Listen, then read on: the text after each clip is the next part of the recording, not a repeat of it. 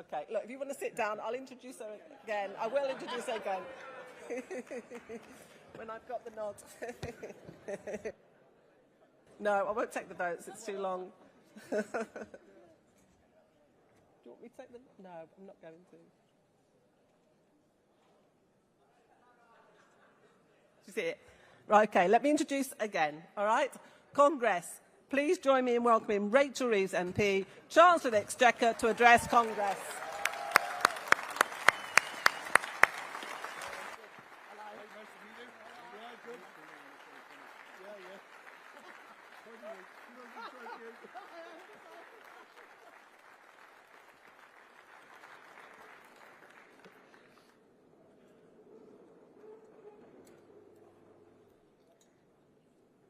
Thank you. Thank you for that welcome. Thank you, Barbara, and thank you, Gary, for the leadership that you showed to our union and to our movement. It's great to be back in Brighton, and it's a privilege to be back at the GMB Congress as a proud member of the GMB Union. Congress, I especially want to thank you all here for the tireless work that the GMB representatives do in so many workplaces. I know how difficult the last few years has been for many members. From the pandemic through the cost of living crisis, working people paid the price for the Conservatives' failure, for their austerity, for their undermining of our public services, and for Liz Truss's fantasy economics. Never let anyone forget what the Conservatives did to our country. Never trust them again with our health service, with our schools, or with British industry.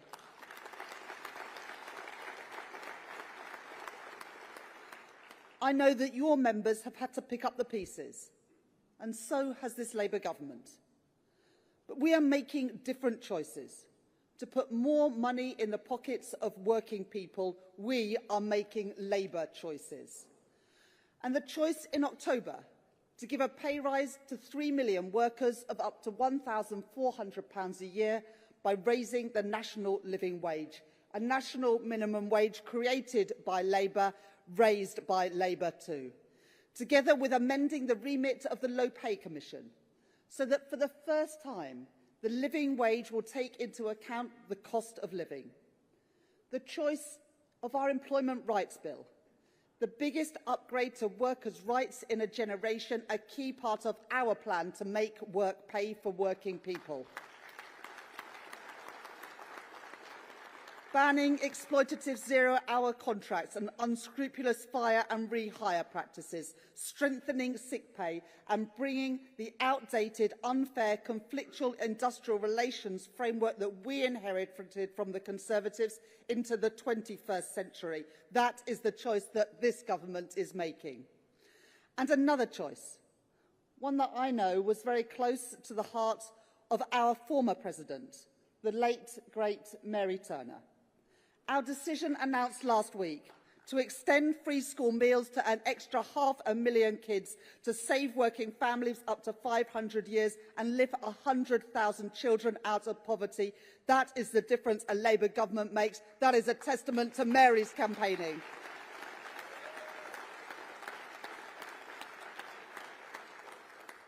Now, I know that there is another political party which will tell your members that they have working people's interests at heart. So remember this and tell it to the people that you work with.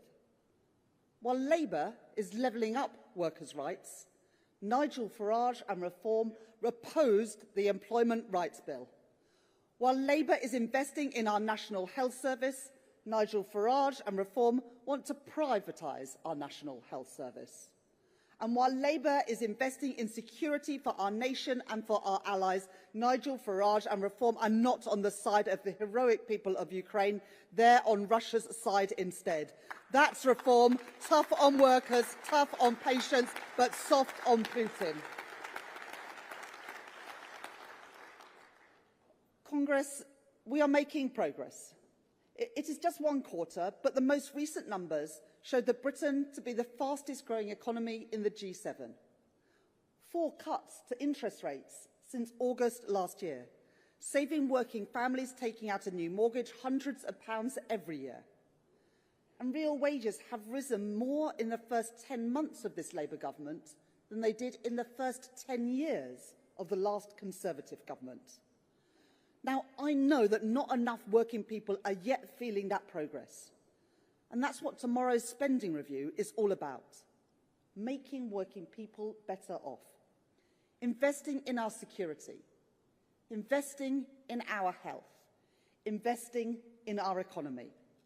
This government is going for growth because that is the best way to create jobs, boost wages, lift people out of poverty and sustainably fund our schools and our hospitals and all the public services we rely on.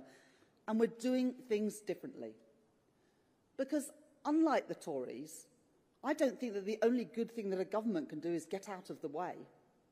I believe in an active government, working alongside industry and trade unions to drive our shared prosperity.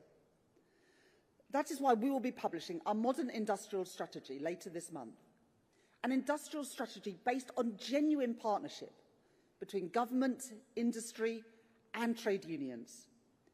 And that is why tomorrow we will be allocating an extra £113 billion of investment, maintaining public investment at its highest sustained levels since the 1970s. And unlike the Tories, I know that we can't build a strong economy on the contribution of just a few people, a few industries, or a few parts of our country. We're going for growth, growth in every part of our country, with the benefits felt in every part of our country. So we are investing right across Britain. That's why I was pleased to announce last week the biggest ever investment, £15.6 billion, in transport links within our city regions and their surrounding towns. Better linking up Liverpool with St Helens, Manchester with Rochdale, Sheffield with Rotherham, Leeds with Bradford and Birmingham with Solihull. And tomorrow there will be more. We promised investment in every part of Britain and that is what I will deliver tomorrow. And Congress, I know the contribution your members make to the defence of our country, in aerospace, in defence and in shipbuilding. And I know that the first duty of any government is to keep our citizens safe. Today we live in a dangerous world where new threats demand a new response. So we are investing in the defence of our country and in the strength of our defence industry, in the good union jobs that come with it, and in the communities that rely on them. Bringing defence spending up to 2.6% of GDP within 2 years. Investing in a battle-ready nation supported by homegrown technologies. And investing in British jobs and British industry, including the investments that we have set out today in our nuclear defence, in Plymouth and in Derby, in Barrow and in the Clyde. If you want a taste of what that can mean for working-class communities, look at our plan for Barrow. Good, proud work for people in Barrow, building Britain's nuclear submarines, providing training and opportunities for our young people, decent pay that flows back into the local economy and high street, and a partnership between the Labour Council, this Labour government and BAE Systems to invest in the regeneration of the town centre. Pride in your work, pride in your community, a strong Britain with strong defences, resting on the talent, the effort and the prosperity of working people. But security does not stop with our armed forces. It is about making sure that in a world where energy prices were sent spiralling by events in another part of the world, or fragile international supply chains can be easily disrupted, that we must be a more self-sufficient nation. And we have been reminded so forcefully in recent years, energy security is national security. I know Gary and the GMB have always understood that. And so because it is the right choice for jobs and for the cost of living, because it is the right choice for economic growth, and because it is the right choice for energy security, I can announce today to you that this Labour government is investing in the biggest rollout of nuclear power in a generation.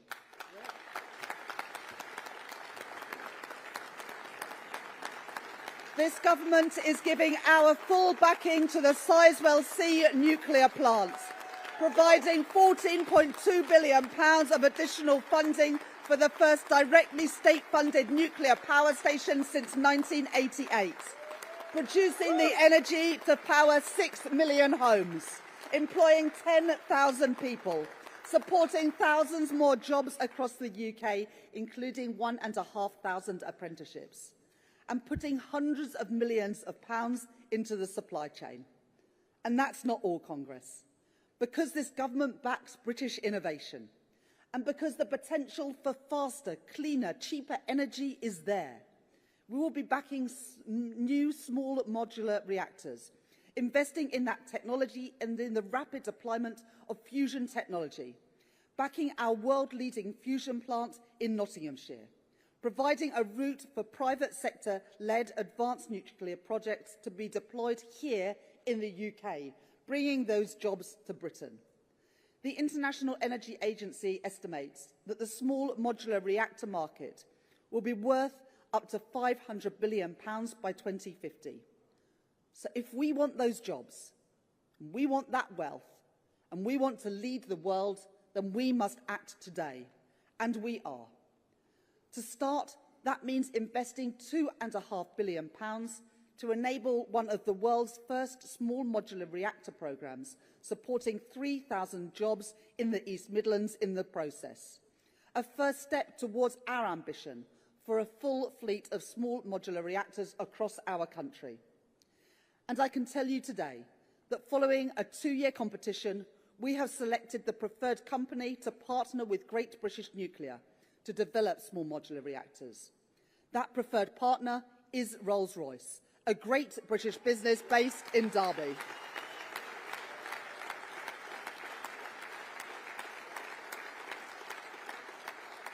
And Congress, I can tell you now that taken together, tomorrow's spending review sets out over £30 billion of investment in Britain's nuclear-powered future.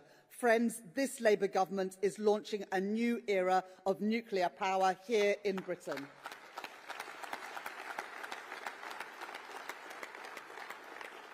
And as we build for transport, for jobs, for energy, that will mean jobs in British supply chains for our young people. Today's announcements are another step towards that Great British nuclear ambition to make sure 70% of its future fleet is made here with homegrown content. We've already taken steps to modernise our approach to public procurement with simpler rules and a focus on growth here at home. And we will look to go even further to reform and streamline those procurement processes. And because our industrial ambitions rely on the ambitions and the talents of our young people, we will break down the barriers that those young people face in getting the skills and opportunities they want and deserve. And a strong national economy, investing in new nuclear, new transport, new military hardware, will mean something else too. New orders for steel. Steel made in Britain.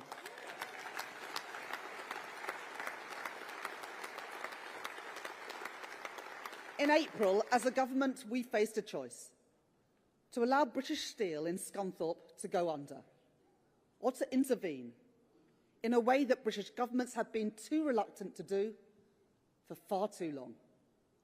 I was not prepared to tolerate a situation in which Britain's steel capacity was fundamentally undermined, in which our infrastructure, our industries, our security would become dependent on imported steel.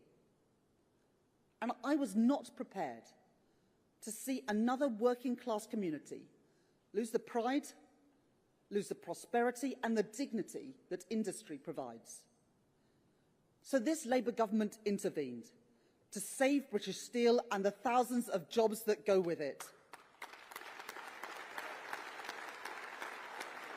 And I can tell you today that the package that I have set out will provide more than £420 million of additional funding for Sheffield Forgemasters for the production of nuclear-grade steel for our nuclear ambitions.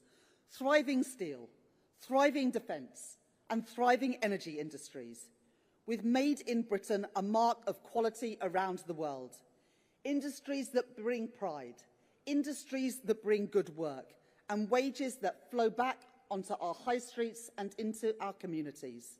Once again, things made in Britain, things made to last.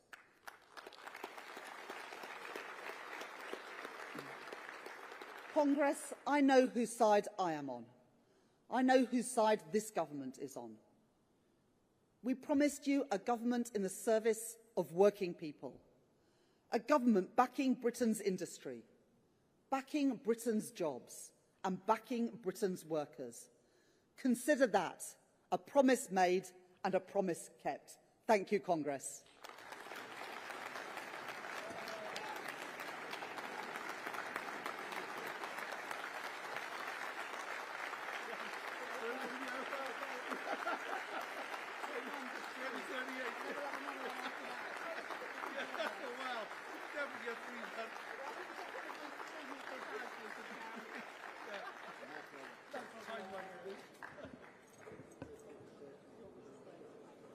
Rachel.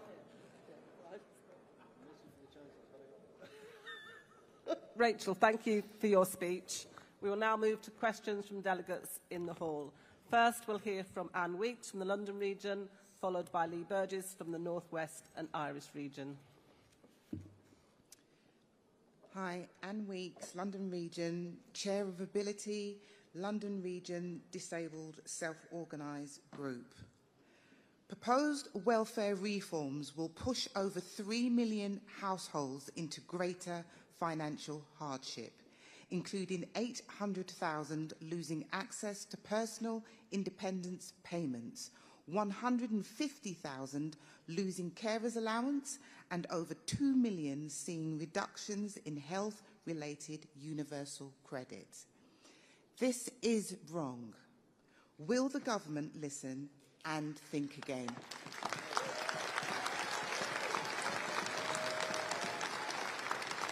Thank you for that question. We are in a situation today where, despite the number of people in work rising in almost every country in the world since the pandemic, people of working age out of work, economically inactive, is increasing in Britain. And the last Conservative government didn't do nearly enough to support people, including people with sickness and disability challenges, back into work.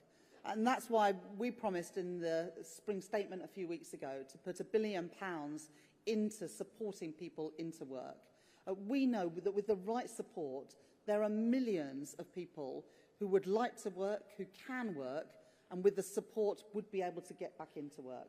So alongside the changes we're making, which will still see the number of people on personal independence payments increase during this Parliament, we'll still see the amount of money spent on sickness and disability benefits increase in this Parliament, that we will support people as well to get back into work. But the current system that we have today is not sustainable. And I want to ensure that the welfare state is there for future generations. But to do that, we do need to make sure that everyone who can work is given the support and the dignity that work can provide for so many people. And so, of course, we will always protect those who can't work, but more needs to be done to fulfil the ambitions of people with disabilities themselves to get back into work and have a career and a vocation that they can be proud of and contribute to their finances and also the nation's finances. Thank you. And apologies, it's Keir Wilson from North West and Irish region. Hi, Keir Wilson, North West and Irish region. The government's increased investment in defence is very welcome, but it must be matched by action to grow the skilled workforce that national security depends on. What guarantees can the government give that will prioritise UK-based jobs and apprenticeships, particularly in places like Barrow? Yeah. Thank you for that question, and that is exactly what we want to do as a government.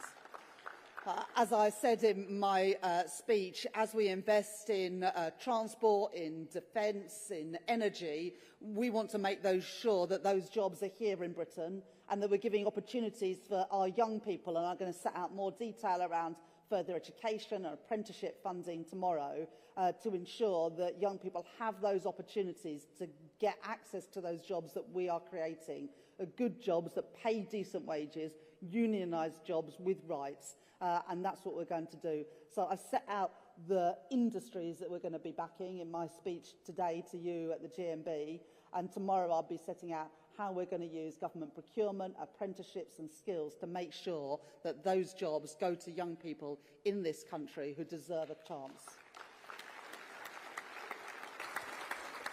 Thank you, Rachel. Next, we'll hear from Sharon Yates from the Midlands region and Kim Inglis from the North East Yorkshire and Humber region. Hi, Rachel. I'm Sharon Yates from the Midlands region, and I'm a proud working class woman from the pottery industry.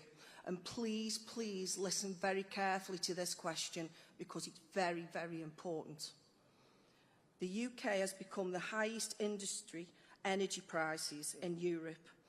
In the Midlands, businesses are closing everywhere and skilled workers are losing their jobs. The potteries are being smashed. When will the government take urgent action to bring down the energy costs for the industry and protect jobs in British manufacturing? Yeah. Sharon, I absolutely...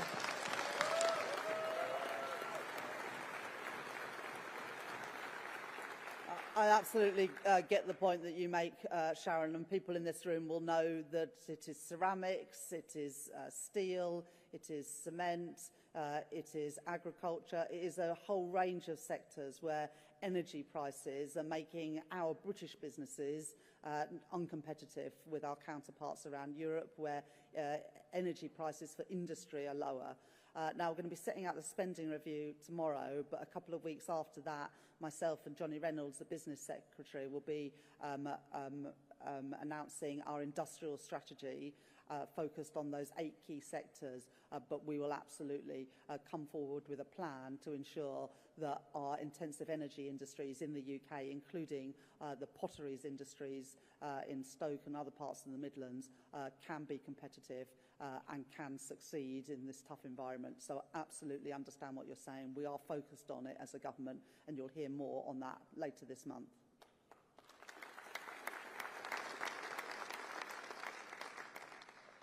Kim Inglis from Sunderland, from the North East Yorkshire and Humber region. The Employment Rights Bill is a big step forward for workers, but it must be just the beginning. My region's running many of equal pay campaigns, 50 years after the Equal Pay Act, and as the first woman Chancellor, will you finally finish the job started by Barbara Castle and make equal pay a reality?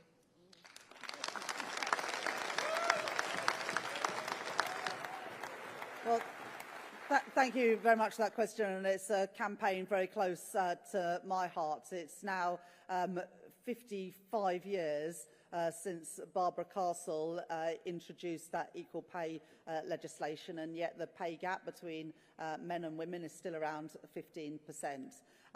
And I'm not willing to wait decades more before we actually achieve that ambition of Barbara Castle and the people she campaigned alongside, including the Ford workers at Dagenham, until we actually achieve equal pay. I said that in my first speech when I became Chancellor of the Exchequer. It's why we are doing things like the Employment Rights Bill. It's why we are increasing the national minimum wage and the national living wage. It's why we're rolling out better childcare, properly funded childcare, so that more parents, but it is particularly mums, can balance work and family life. It's why we're rolling out free breakfast clubs at all primary schools, so parents, and again it is particularly mums, can work more hours or do a job a little bit further away from their kids' school. So it is something that on a personal level means a huge amount to me, and I am determined to be the Chancellor that closes that gender pay gap once and for all. Thank you for your question. Chancellor, thank you. We know what a busy week this is for you, and although there may be some differences between us, the announcement on Sizewell is so important to our union and our members and shows what we can achieve together. Thank you so much for taking your time to be with us at Congress today.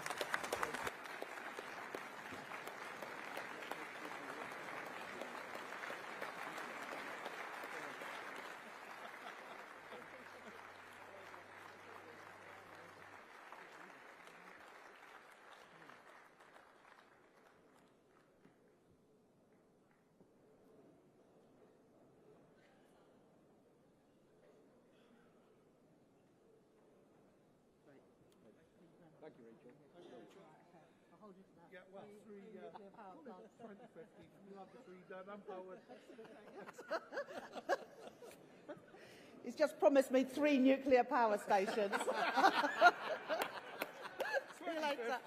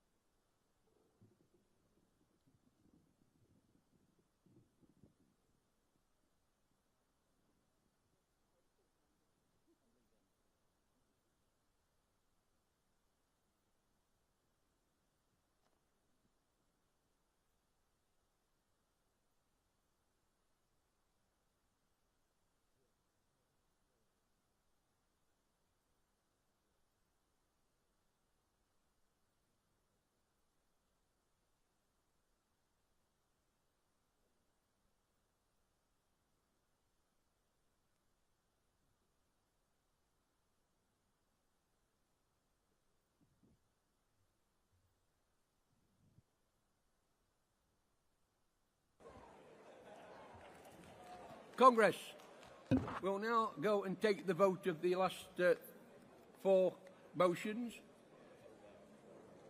Does London accept the qualification on motion 268? And does Southern accept the qualification on motion 270?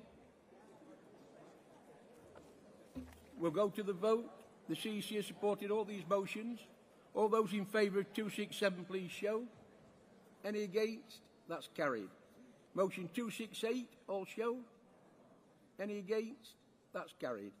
269, support, all show. Any against?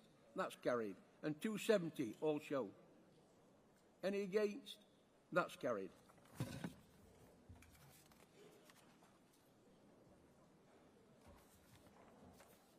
Right. Where are we? No, it's here. Hurry up.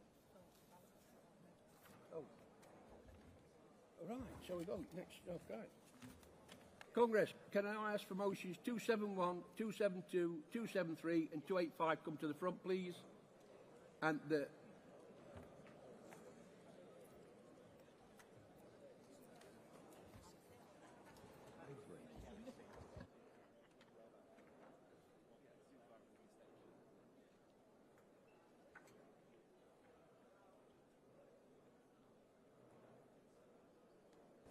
And can we have the move of 271 to the rostrum?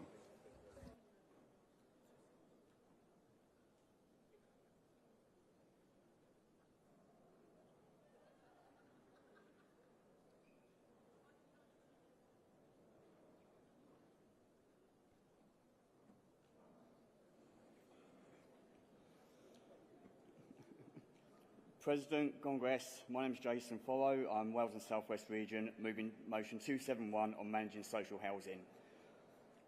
Colleagues, every day in every community across our country, people struggle to find a decent, affordable home. Too many of our members are being let down by a system that is fragmented, unfair and too often unaccountable. The current patchwork of housing associations and local authorities mean that people are denied the chance to live where they want and need to be. Let me be clear, housing is a human